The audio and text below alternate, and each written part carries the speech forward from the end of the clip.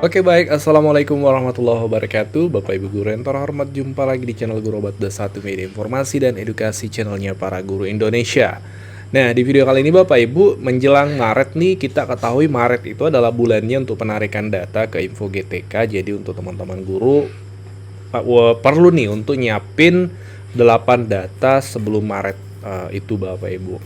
Nah, apa saja 8 data itu? Silahkan disimak pembahasannya. Kami akan bahas berdasarkan pengalaman kita di penarikan data tahun lalu. Ini akan membantu untuk tahun ini Bapak Ibu. Dua pembahasan yang akan kita bahas hari ini. Yang pertama, agenda sampai 31 Maret tersebut dan 8 poin yang harus diperhatikan sebelum 31 Maret Bapak Ibu. Jadi berdasarkan Permendikbud nomor 45 2023 disebutkan di sini bahwa untuk sinkronisasi data untuk sertifikasi yaitu batas waktunya 31 Maret Bapak Ibu untuk triwulan 1. Nah, terkait data ini ada 8 hal yang Bapak Ibu harus perhatikan untuk sinkronisasi data. Ini akan mengarah ke validasi Info GTK nantinya. Nah, apa saja 8 poin itu, terutama untuk teman-teman yang baru lulus PPG, yang perdana validasi Info GTK tahun ini ya. Ini pastikan informasinya disimak baik-baik Bapak Ibu ya. Oke, kita mulai pembahasannya. Yang pertama adalah NUPTK. Ini fatal sekali Bapak Ibu ya, kalau NUPTK-nya tidak aktif, terbaca tidak aktif seperti itu. Karena memang disebutkan di bawah NUPTK menjadi kunci utama untuk proses validasi tunjangan profesi. Dia menjadi kunci utama Bapak Ibu. Nah, NUPTK Bapak Ibu harus sama ya, harus sama mulai dari data di arsip NUPTK itu sendiri, kemudian di Dapodik dan di Serdiknya Bapak Ibu. Itu harus sinkron. Mulai dari namanya Bapak Ibu harus sama, kemudian tanggal lahirnya juga harus sama. Di NUPTK, di arsip NUPTK, di Dapodik dan Serdik, nama dan tanggal lahir ini harus sama ya. Kemudian yang kedua, yang harusnya sudah berwarna biru dengan status valid, yaitu kepegawaian Bapak Ibu. Kalau memang Bapak Ibu statusnya PNS atau P3K ataupun non PNS, itu tetap harus seperti ini statusnya, yaitu status valid. Ini untuk jabatan PNS Bapak Ibu. Jadi semua sudah tertera dengan jelas statusnya, NIP-nya, nama, jenis kelamin, NIK, tempat dan tanggal lahir Bapak Ibu. Kemudian instansi termasuk juga jabatannya saat ini pastikan sesuai dengan jabatan terakhir Bapak Ibu atau SK yang Bapak Ibu terakhir dapatkan. Ya, ini salah satu contoh, ini guru status golongan 3C. Ya, TMT-nya tercantum dengan jelas dan masa kerjanya. Ya. Kemudian yang ketiga adalah data kelulusan sertifikasi harusnya juga sudah berwarna biru status valid. Terutama memang di data Simtun dan data KSG itu harus sama Bapak Ibu. Mulai dari NRG-nya Bapak Ibu ya. Kemudian sertifikatnya harus sama, linear ya. Di sini contohnya sama-sama bahasa Inggris ya di data Simtun maupun data KSG.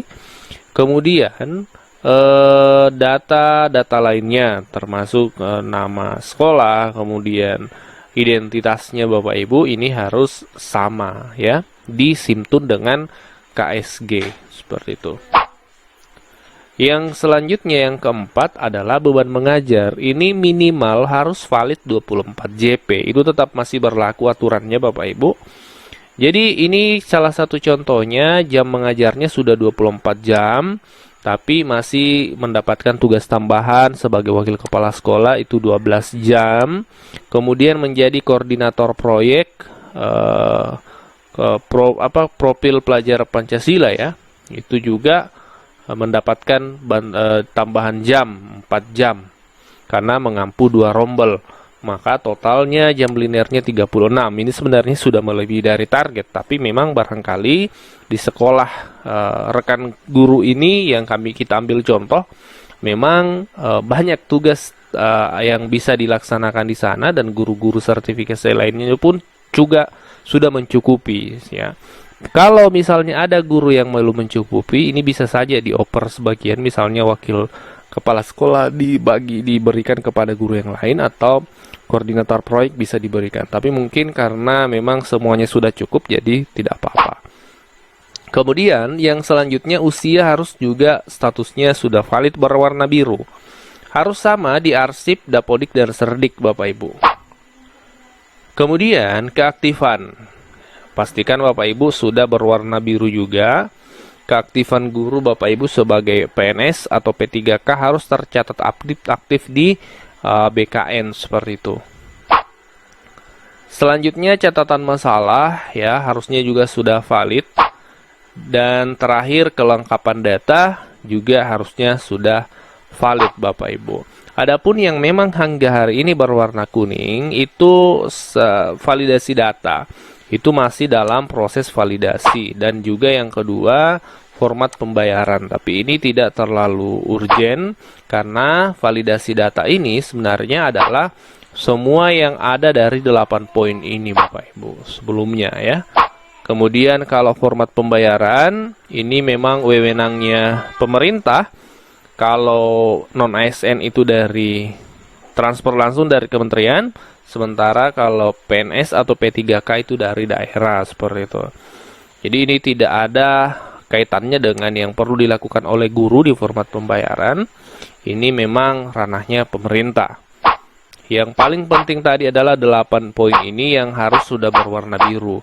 Silakan cek info GTK-nya, pastikan 8 poin ini sudah berwarna biru Bapak Ibu. Nah, jadi Bapak Ibu kesimpulannya ada beberapa poin yang Bapak Ibu harus pastikan sebelum penarikan data itu sudah tepat. Yang pertama ini PTK-nya pastikan tetap terbaca aktif, kemudian sesuai dengan yang di Dapodik dengan yang di Serdiknya Bapak Ibu harus sama. Kemudian yang selanjutnya pastikan beban mengajarnya sudah terpenuhi 24 JP. Entah itu dari tugas pokok mengajar ataupun dengan tambahan tugas tambahan seperti wakasek atau kepala lab atau kepala perpus. Yang pasti minimal 24 JP seperti itu. Itu yang kedua. Yang ketiga, pastikan golongannya Bapak Ibu bagi Bapak Ibu yang ASN itu sudah sesuai dengan SK terbarunya.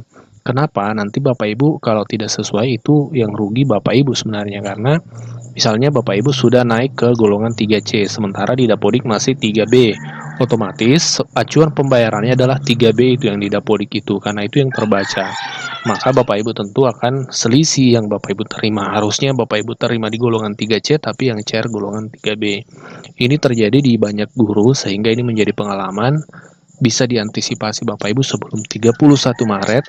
Pastikan golongan terbarunya, berkala terbarunya, kenaikan gaji berkalanya itu sudah diinput di Dapodik Bapak Ibu ya, termasuk juga kenaikan gaji berkala ya, pastikan sudah diperbaharui di Dapodik sebelum 31 Maret itu Bapak Ibu.